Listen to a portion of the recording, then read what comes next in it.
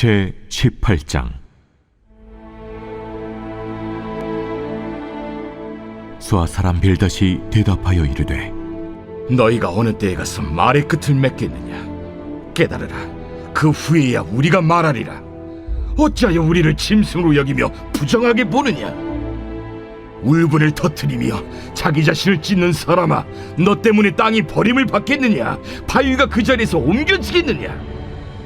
악인의 빛은 꺼지고 그의 불꽃은 빛나지 않을 것이요, 그의 장막 안의 빛은 어두워지고 그 위의 등불은 꺼질 것이요, 그의 활기찬 걸음이 피곤하여지고 그가 마련한 꾀에 스스로 빠질 것이니, 이는 그의 발이 그물에 빠지고 올가미에 걸려들며 그의 발 뒤꿈치는 덫에 치이고 그의 몸은 올무에 얽힐 것이며, 그를 잡을 덫이 땅에 숨겨져 있고 그를 빠뜨릴 함정이 길목에 있으며, 무서운 것이 사방에서 그를 놀라게 하고 그 뒤를 쫓아갈 것이며, 그의 힘은 기근으로 말미암아 쇠하고 그 곁에는 재앙이 기다릴 것이며, 질병이 그의 피부를 삼키리니 곧 사망의 장자가 그의 지체를 먹을 것이며, 그가 의지하던 것들이 장막에서 뽑히며 그는 공포의 왕에게로 잡혀가고 그에게 속하지 않은 자가 그의 장막에 거하리니, 유황이 그의 처소에 뿌려질 것이며 밑으로 그의 뿌리가 마르고 위로는 그의 가지가 시들 것이며, 그를 기념함이 땅에서 사라지고 거리에서는 그의 이름이 전해지지 않을 것이며, 그는 광명으로부터 흑암으로 쫓겨 들어가며 세상에서 쫓겨날 것이며, 그는 그의 백성 가운데 후손도 없고 후에도 없을 것이며, 그가 거하던 곳에는 남은 자가 한 사람도 없을 것이라. 그의 운명에 서쪽에 소는 자와 동쪽에 소는 자가 깜짝 놀라리라. 참으로 불의한 자의 집이 이러하고 하나님을 알지 못하는 자의 처소도 이러하니라. 이 새벽을 깨우시는 우리 성도님들께서 나 자신의 믿음을 넘어서서 공동체의 믿음을 세워가시는 모든 성도님들 되시기를 축복합니다. 나 혼자만 신앙생활을 잘하는 것은 이 진정으로 신앙생활을 잘하는 것이 아닙니다. 나와 나의 이웃을 동일하게 생각하고 나의 넘침으로 인해서 공동체를 채우고 서로가 함께하게 되고, 그러므로 이 하나님의 나라에 함께하는 삶을 우리가 살아가게 됩니다. 이와 같이 나를 넘어서서 공동체를 위한 삶을 살아가는 것을 주님께서 기뻐하시고 또한 칭찬하실 줄 믿습니다. 이 욥과 친구들의 이 첫 번째 대화가 끝났고 이제 두 번째 대화를 시작합니다. 그 중에서 오늘은 빌닷이 욥을 공격하는 말을 하고 있습니다. 빌닷은 욥을 죄인으로 정죄하고 욥이 반드시 멸망하게 될 거라는 이 올무 같은 말을 내뱉습니다. 이 큐티 제목이 올무 같은 말인데, 그래서 제가 이 올무를 한번 찾아봤습니다. 이 산 곳곳에 이 철사줄로 나무에 고정시킨 뒤에 이렇게 목이 들어갈 만하게 구멍을 내서 그 동물들이 지나가면서 이 목이 올무에 걸리게 되면 그 올무가 계속해서 조여 들어와서 결국은 죽게 되는 이 덫입니다. 이 올무는 너무 간단하고 또 아무것도 아닌 것처럼 보여도 한 번 이 올무에 걸리면 아무리 큰 동물들도 시간이 걸릴 뿐 결국은 죽게 됩니다. 기사를 찾아보니 이 올무에 걸려서 이 반달곰까지도 희생될 정도로 이 작고 간단하지만 굉장히 무서운 덫입니다. 힘도 세고 덩치도 크고 사람과 싸워도 이 사람을 이길 수 있는 이 곰이 이 그 작은 덫에 한참을 몸부림치면서 결국은 죽게 되는 것입니다. 이처럼 우리의 말도 어느 때에는 올무와도 같은 역할을 할 때가 있습니다. 마태복음 22장 15절에는 이에 바리새인들이 가서 어떻게 하면 예수를 말에 올무에 걸리게 할까 상의하고, 이 바리새인들도 어떻게 하면 이 예수님의 말에 트집을 잡을지를 계속해서 생각하고 그들이 논의했었습니다. 그렇게 해서 나온 말이 이 가이사에게 세금을 바치는 일이 옳은 것인지를 예수님께 질문했습니다. 즉 내가 의도하든 의도하지 않았든 내가 한 말이 누군가를 계속해서 올가매고 아무리 애를 써도 벗어나지 못하는 올무와 같이 평생의 상처를 줄 수가 있습니다.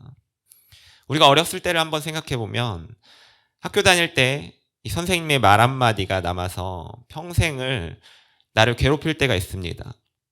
지우려고 이렇게 잊어봤지만 애써봤지만 그럴수록 내 머릿속에서 계속해서 생각이 나고, 그리고 신앙생활 할 때도 그 말 한마디가 나에게 이 미치는 영향력 때문에 하나님 앞에 나아가는 것이 힘들고 어렵게 될 수 있습니다.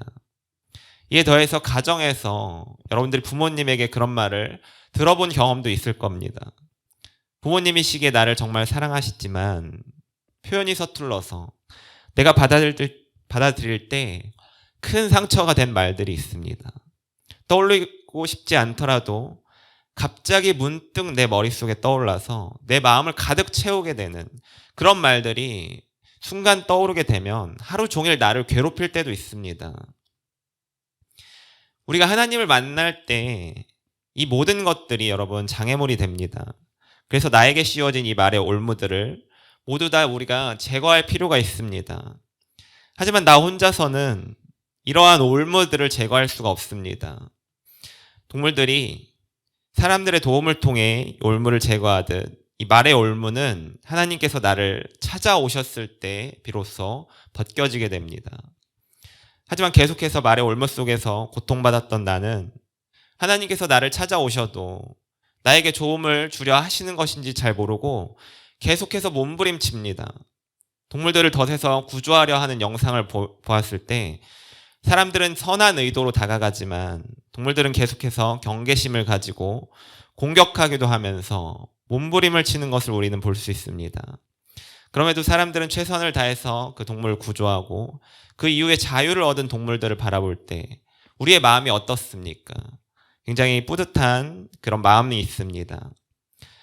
저와 여러분 또한 이 말의 올무에 걸려 있을 때, 계속해서 고통 가운데 있을 때 하나님께서 우리에게 다가오셨고 그러므로 인해서 나의 삶이 이 상처와 고통에서 자유로워지게 되었습니다.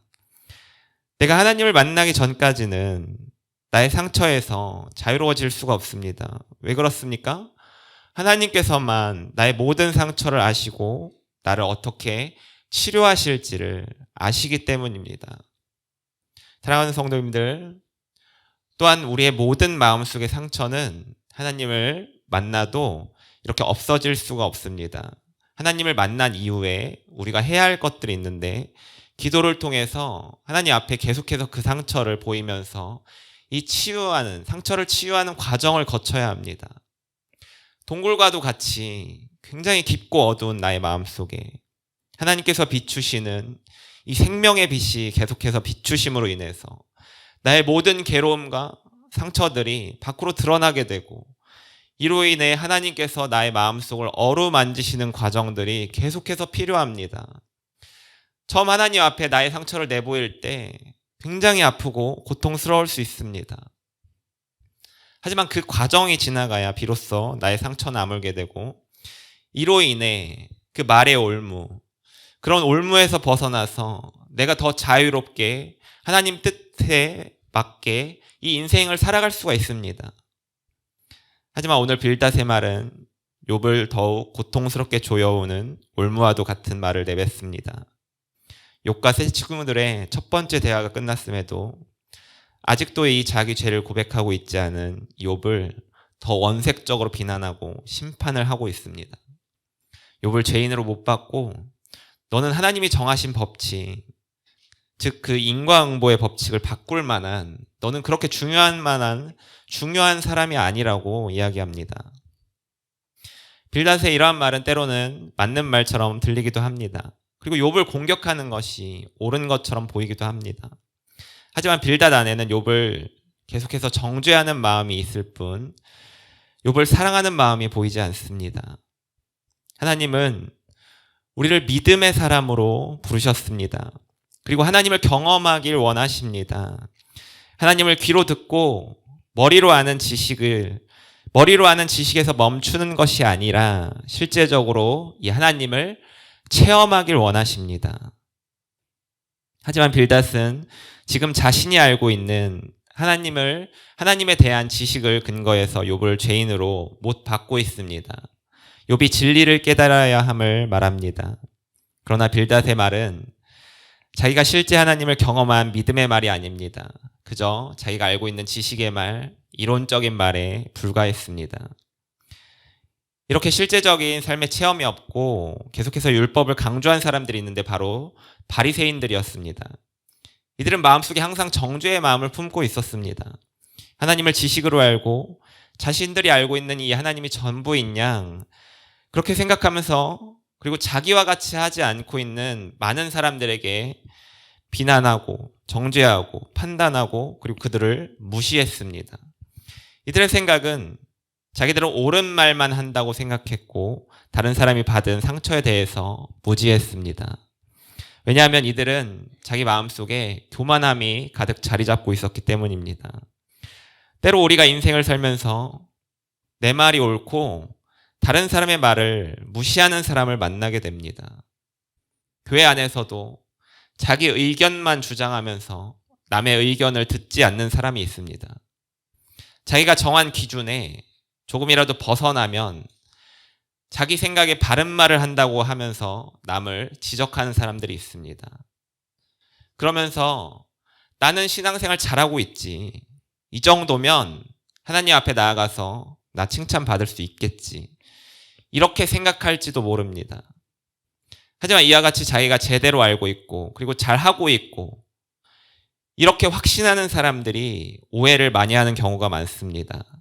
실제적으로 잘 알고 있고 제대로 하고 있는 사람들은 끊임없이 자기의 삶을 돌아보면서 하나님의 말씀 앞에 자신을 비춰보면서 내가 그 말씀대로 살고 있는지 그렇지 않은지를 살펴보는 사람들입니다.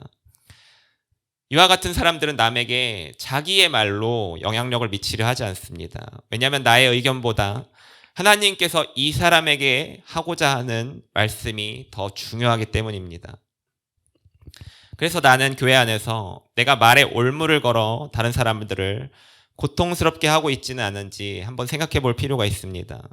내가 원하는 대로, 내가 목적하는 대로 상대방을 이끌기 위해서 때로는 겁을 주기도 하고 강압적으로 말하기도 하고 내 말에 순종하지 않으면 기분 나빠할 수도 있습니다. 특히 리더는 이 부분을 조심하셔야 합니다.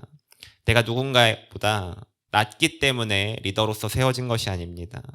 하나님께서 교회에게 허락하신 이 질서 안에서 세워진 것이기에 리더로서 말에 영향력이 많음을 깨닫고 혹여라도 실수하지 않았는지 주님 앞에 기도로 내려놓아야 합니다.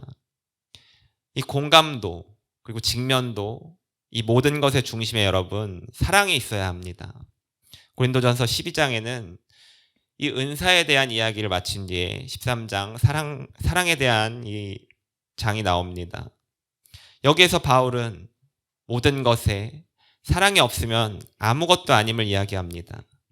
그렇게 내 힘으로 사랑할 수 없음을 주님의 사랑을 통해서만 사랑할 수 있음을 인정하고 주님 앞에 내가 맡은 사람들에 대해서 이 사랑하는 마음을 주실 수 있도록 계속해서 기도를 하셔야 합니다. 이 말을 들었을 때 상대방은 정확히 압니다. 이 사람이 나를 사랑하고 있구나. 나를 사랑하지 않고 있구나. 여러분, 그 마음은 내가 정말 이 사람을 사랑하는지 사랑하지 않는지는 하나님께서 내게 이 사람을 사랑하는 마음을 주셨는지에 따라서 달라집니다. 그리고 그 말을 들었을 때 상대방은 정확하게 느끼게 됩니다. 그 순간 그 상황에서 느끼지 못하더라도 시간이 지나고 그 말을 계속해서 듣고 생각해 봤을 때 아, 이 사람이 나를 정말 사랑해서 이렇게 말을 해주는구나를 그 사람은 진짜 깨닫게 됩니다. 우리 큐티 세 번째 적용 질문으로 한번 보도록 하겠습니다. 나는 고난당하는 지체가 스스로 자기 문제를 파악하고 하나님의 뜻을 깨닫도록 돕습니까? 내가 내린 결론을 받아들이도록 두려운 마음을 심어주지는 않습니까? 고난당하는 지체를 여러분들이 정말 사랑하신다면 나의 말이 아닌 나의 말이 먼저 나가는 것이 아니라 이 기도로 먼저 도우셔야 합니다. 하나님께서 이 영혼에게 고난을 통해 계획하신 것이 분명히 있음을 믿고 끝까지 함께하고 그리고 기도하는 일입니다. 또한 나의 마음을 조급하게 생각하지 않고 맞지 않는 말을 통해서 이 지체에게 두려움을 심어주지 마시고 그저 곁에 함께 하신다면 하나님께서 이 사람에게 일하시는 놀라운 역사를 나도 함께 경험하게 되는 축복이 임하게 될 줄 믿습니다. 기도하겠습니다. 사랑하는 나의 하나님, 나의 말이 누군가에게 올무가 될 수 있음을 깨닫게 하여 주옵소서. 나의 말이 누군가의 마음을 죽이는 말이 아니라 살리는 말이 되게 하시며 영원한 생명 대신 주님의 사랑의 마음을 통해 지체의 마음을 일으켜주는 자가 되게 하옵소서. 예수님의 이름으로 기도합니다. 아멘.